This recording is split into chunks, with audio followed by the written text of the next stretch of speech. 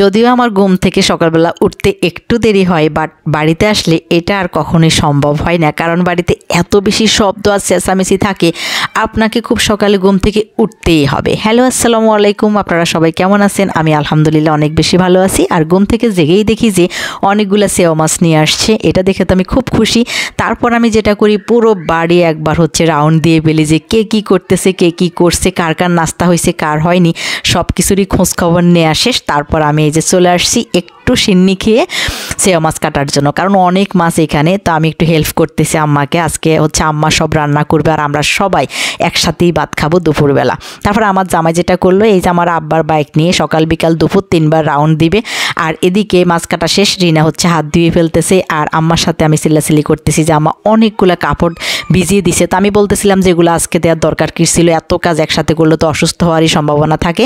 আমি আর রিনা একটা জোরে নিয়ে সোজা চলে গেলাম আমাদের দরজার দিকে। সেখানে এত সুন্দর সুন্দর শিম গাছে শিম আছে, লাউ গাছে ফুল আছে, লাউ আছে, আরও অনেক ধনিয়া অনেকগুলো ধনিয়া পাতা দেখছি আমি সেখানে।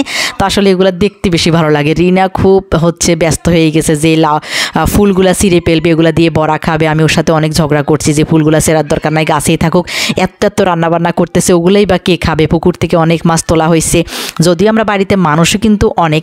তো ও এই ফুলগুলা ছিঁড়বে, ওর কাছে নাকি ভাল লাগে এই ফুল ভাজি করে খাইতে, কিন্তু আমার কাছে ভাল লাগে ফুলগুলা গাছে থাকবে আর এই জায়গাটা এত সুন্দর দেখাচ্ছিল।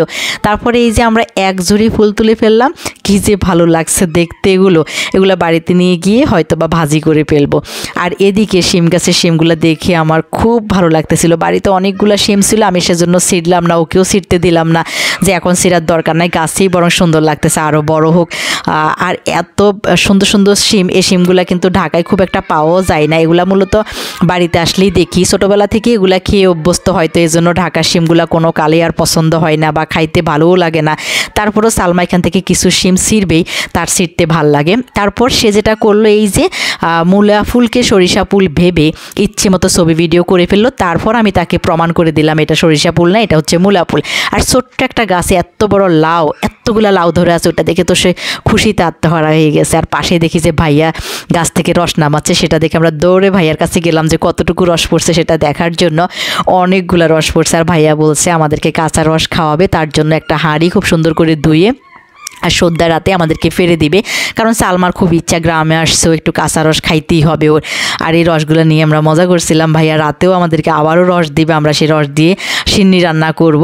তো পুরোটা সময় আসলে খুব ভালো কাটাচ্ছি, আর সময়গুলো যে কি সুন্দর কেটে যাচ্ছে, বাচ্চা বুড়ো আর আমরা যারা আছি সবাই মিলে একসাথে।